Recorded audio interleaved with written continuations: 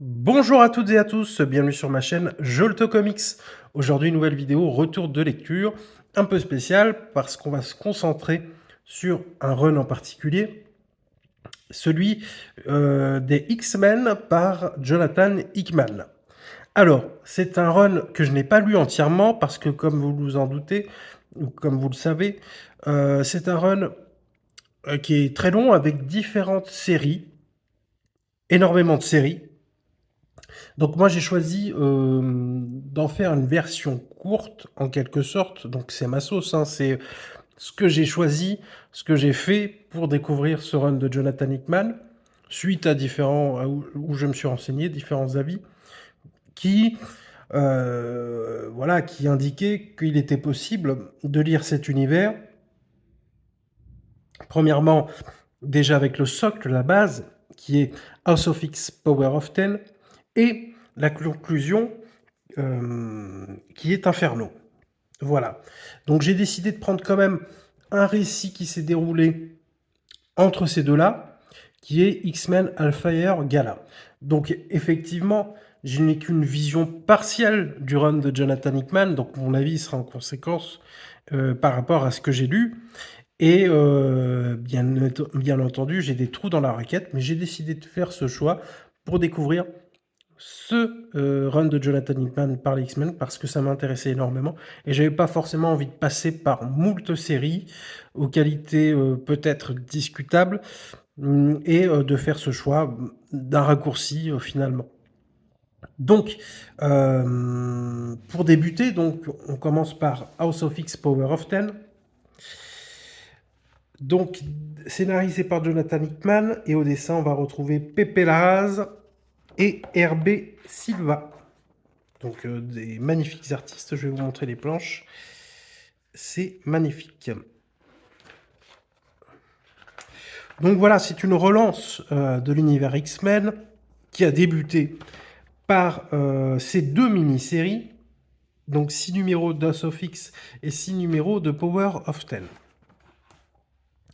Donc finalement, on va arriver en quelque sorte dans un nouveau statu quo pour les X-Men.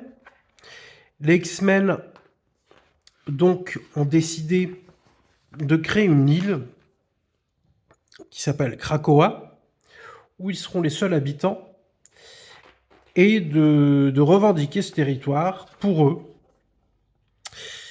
Et ils vont proposer aux humains que, en contrepartie d'avoir ce territoire et son autonomie, de leur fournir des médicaments qui vont changer à jamais la médecine humaine, car il y aura des pilules spécifiques qui vont permettre de soigner le cancer, les maladies mentales, un antibiotique également qui est adaptatif et universel, et une molécule qui va allonger de 5 ans la vie d'un être humain. Donc vous voyez, dans le run de Jonathan Hickman, on va avoir des pages explicatives régulièrement qui va nous expliquer, qui va nous contextualiser ce qu'on est en train de dire.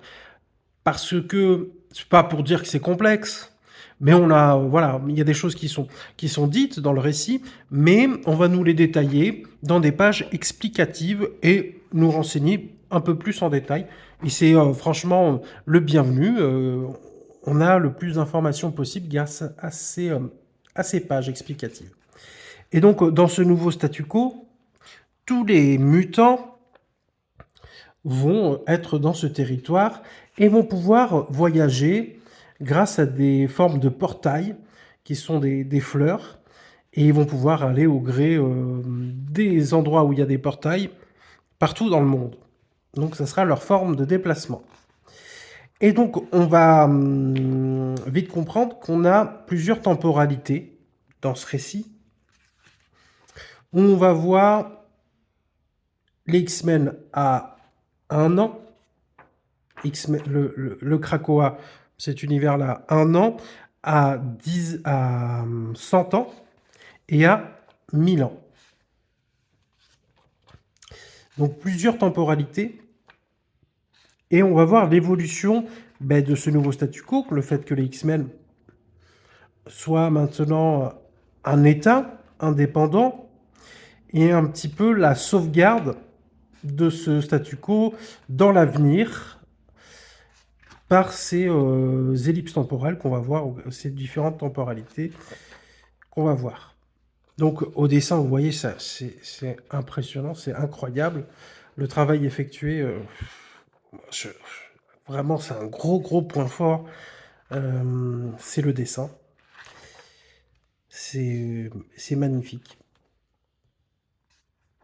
Et donc on va voir que, au gré de notre lecture, là on arrive, voilà, comme je vous l'ai dit, X-Men l'an 1, le rêve, X-Men en 10, le monde, X-Men en 100, la guerre, et X-Men en 1000, ascension, voilà. J'avais pas été assez précis, il y a 4 temporalités. Et donc nous, on va, dans cette histoire, aller au gré de ces temporalités, et finalement, on va avoir très vite une explication qu'il n'y a pas que 4 temporalités, il y a beaucoup plus de possibilités. Et ces possibilités d'avenir alternatif vont venir grâce au personnage de Moira McDackert, qui va faire la rencontre du professeur Xavier, on va la voir dans un jardin, lors d'un festival, et qui va lui expliquer qu'ils se connaissent déjà, qu'ils se sont déjà rencontrés, parce que Moira a un pouvoir spécifique, c'est d'avoir plusieurs vies possibles, comme un chat. Donc elle va mourir, mais elle va renaître de ses cendres, tel un phénix. Elle va vivre des dizaines de vies. Une dizaine de vies. Et elle, son objectif à chaque fois, ça ne sera pas tout le temps le même, selon les vies, mais l'objectif, c'est quand même que cette chimère, cette utopie que professeur Xavier et Magneto, parce que oui, ça je ne voulais pas indiquer, mais ils travaillent d'un commun accord, hein, ils sont d'accord sur cet objectif-là pour perpétuer la vie des mutants, le futur des mutants, cette solution radicale d'avoir un territoire à eux, d'être indépendants et de sortir des règles humaines et de sortir de cette envie d'être acceptés par le monde, car ils ne seront jamais acceptés, ils ont fait ce constat-là, et de décider de faire un pas de côté, de vivre à côté des humains, et pas non, et pas aux côtés. Et donc Moira, voilà, qui a, je vous dis, plusieurs vies, et l'objectif est la pérennité de ce statu quo des X-Men. Eh bien, on va voir également les différents scénarios de ses vies, car elle va à Magneto et au professeur Xavier lui montrer l'avenir, ce qu'elle a vécu, les différentes possibilités qui font que à chaque fois les X-Men perdent et finalement que leur rêve est détruit, alors soit par les humains, soit par les robots. Et ça, vous allez le découvrir si vous vous lancez dedans. Et voilà, donc ça peut paraître complexe au départ parce qu'on a plusieurs temporalités, plusieurs possibilités, donc et c'est un peu enchevêtré tout au long de Hoxpox. Mais finalement, moi, la première lecture, j'ai eu un peu de mal. Je parle de la lecture quand c'est sorti en softcover, alors ça date, hein, j'avais lu le numéro 1, le premier softcover, et j'avais eu un peu de mal à rentrer. Et là, du fait que ça soit dans un Deluxe où on a tout le récit Hoxpox, bien écoutez, ça c'est mieux passé. J'ai compris là où voulait en venir Jonathan Hickman, car c'est un grand tout qu'il construit. Et puis on nous donne des petites pièces de temps en temps, et puis finalement c'est à nous de faire l'effort, et c'est aussi le grand plaisir de lecture, de reconstruire ça dans notre esprit, et tout ça est très cohérent. Il y a une très grande cohérence. Alors des fois on est un peu perdu, mais à la fin d'Oxbox, on retombe sur nos pattes, et on comprend tout, tout ce qu'a voulu construire Jonathan Hickman avec ce début de run, qui est totalement un nouveau statu quo pour les X-Men et un nouvel avenir qui s'ouvre à eux. Donc franchement, Xbox, bah, c'est génial, c'est vraiment un renouvellement des X-Men avec d'autres règles. Euh, voilà, eux qui ont toujours voulu se faire accepter par les humains, mais ils ont fait un choix radical, c'est euh, de ne plus vivre avec les humains et de vivre entre eux, d'être indépendants. Et c'est vraiment très chouette. C'est très riche, c'est comme les films de Christopher Nolan qui ont quelquefois une petite exigence parce que finalement on est acteur de notre visionnage ou de notre lecture. Et moi j'aime cette complexité, j'apprécie, mais il faut vraiment être concentré dans notre lecture et avoir une lecture active. Et c'est là où on comprend tout ce que Jonathan Hickman veut nous transmettre. Et c'est super. C'est cohérent et c'est super. Moi, je vous recommande vraiment. Déjà, ben, je pense que c'est pour débuter ben, ce run, c'est la première brique, qui est la brique essentielle, où tout va découler de ce récit, Oxbox. Voilà. Donc, moi, j'étais conquis, j'étais convaincu par ce démarrage, et je me suis dit que je voulais connaître la suite. Donc, comme je vous l'ai dit, j'ai fait un choix particulier où je n'ai pas voulu choisir toutes les séries. Au départ, je voulais faire juste Oxbox Inferno, car il est possible de tout comprendre à peu près. Mais j'ai fait le choix de prendre Hellfire Gala, volume 1, volume 2.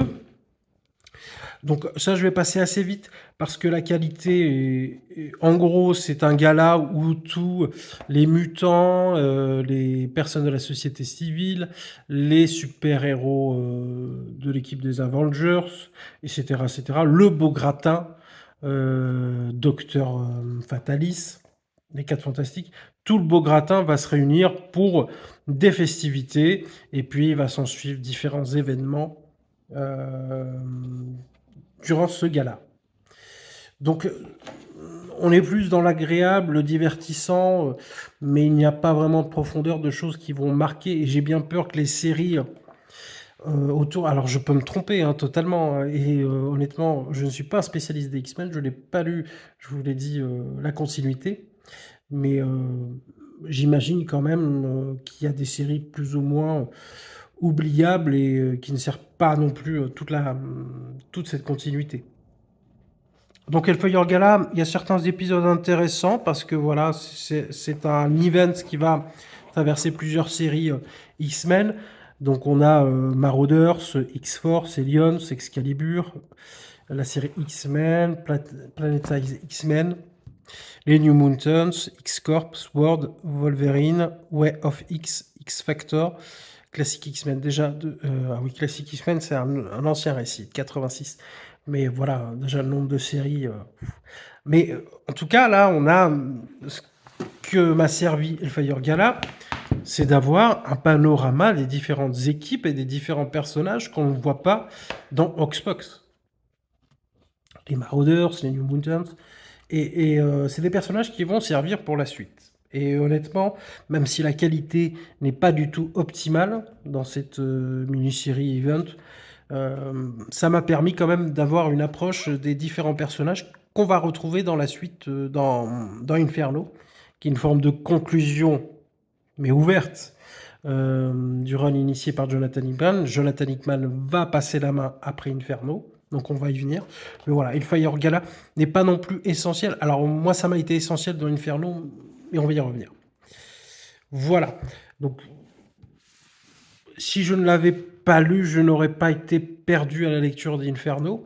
Donc Inferno, voilà, conclusion du run de Jonathan Hickman sur les X-Men. Donc là, vous voyez ce qui était déjà disponible à la sortie. Donc on avait Oxbox, Dawn of X 1 à 16, donc qui sont sortis en softcover. Également les X-Men, X of Sword 1 à 4, Reign of X et également X-Men Hellfire Gala 1 et 2 dont je vous ai parlé. Voilà. Donc là, ce qui est bien, vous attaquez un Inferno et vous avez du rédactionnel, de l'éditorial qui vous qui vous dit ce qui s'est passé en grosso modo depuis Oxbox. Donc ça, c'est très bien. Et c'est très utile. Mais bien sûr, vous pouvez... Il y a Internet maintenant, il y a des recherches possibles. Alors moi, je suis pas allé jusqu'à rechercher. Mais honnêtement, Inferno est une belle conclusion à l'univers initié dans Xbox. Une conclusion ouverte, bien entendu, mais qui va répondre à beaucoup de choses qui vont se dérouler dans Xbox et dans les questionnements qu'on avait. Et finalement, c'est la concrétisation du rêve du professeur Xavier et de Magneto. Et, on va voir finalement les conséquences du choix qu'ils ont fait d'être indépendants. Est-ce que ça va marcher? Est-ce que ça va fonctionner? Et il va y avoir, bien entendu, des gens qui ne veulent pas que ce rêve se réalise, qui viennent du futur ou autre. Donc voilà, là on est sur une conclusion que je ne veux pas spoiler, mais en gros, on a une conclusion qui est récompensante pour ceux qui ont suivi, j'imagine, toute la série depuis le début et toutes ces mini-séries, toutes ces différentes séries qui sont à côté. Mais même pour le lecteur seulement d'Xbox, ben finalement, on rebranche tout ce que Jonathan Hickman a initié dans Xbox, on a une conclusion. Et ça, c'est top. Et ça, c'est une conclusion ouverte. Je me répète, j'ai l'impression. Mais voilà, je veux pas vous spoiler, mais c'est vraiment top. Vraiment top. Et Xbox Inferno, pour moi... Alors, Inferno, si j'avais pas lu Hellfire Gala, oui, il y a une partie... Il y a des personnages que je n'aurais pas compris pourquoi ils étaient là. Un ou deux. Mais à part ça, honnêtement, ça peut très bien se lire. Seulement Xbox Inferno. Et c'est très intelligent. Voilà, vraiment, Jonathan Hickman, il a une qualité rare, c'est de créer un univers qui est foisonnant, qui est très riche. Et c'est fait d'une intelligence où il va placer des pions qu'on va retrouver plus tard et que finalement tout est lié et que chaque chose qui est dite ou qui est faite n'est pas anodin, n'est pas anodine pour le futur du récit. Et c'est le fusil de Tchekhov. Il va nous placer des pions et à la conclusion, on va tout comprendre. Et c'est un peu ça. Et il est très doué pour ça. Donc ça nécessite, comme je vous l'ai dit, une lecture un peu active. Mais pour moi, ça a été dans l'ensemble. Alors Inferno, vraiment, quand on arrive sur le 4e numéro d'Inferno, là on en prend plein les mirettes et c'est génial de voir ça. Et c'est vraiment top. Donc voilà, moi si je pouvais vous recommander la lecture des X-Men, de mon expérience des X-Men, parce que je n'ai pas tout lu. Hein. Voilà, je ne veux pas dans les commentaires non plus qu'on me dise qu'il fallait lire ça, qu'il fallait lire ça, je sais bien. Mais j'ai fait ce choix. C'est voilà, c'est un choix de lecteur. Je ne voulais pas toutes les séries qui étaient à côté, donc j'ai décidé de prendre la ligne directe, le point A jusqu'au point Z, sans passer par les autres lettres. Et honnêtement, pour moi, c'était cohérent, c'était efficace, c'était hyper intelligent. Et franchement, pour moi, c'est une forme de run complet. Hein, c'est deux récits. Donc voilà, c'est mon choix, mais vous avez totalement la possibilité de le lire autrement. Voilà pour mon retour de lecture sur les X-Men par Jonathan Hickman. On se retrouve bientôt. N'hésitez pas à me dire en commentaire ce que vous en avez pensé. En essayant de pas spoiler, parce que voilà, j'ai essayé de faire l'effort de ne pas le faire. Et puis de me dire qu'est-ce que vous en avez pensé, vous, de cette conclusion avec Inferno et avec Oxbox, de ces X-Men renouvelés. Et puis, je sais qu'il va y avoir bien sûr une suite des X-Men. Est-ce que vous continuez à les suivre? Est-ce que vous appréciez toujours ça? Et on se retrouve bientôt, nous, pour une nouvelle vidéo. Donc, je vous dis à bientôt. Salut!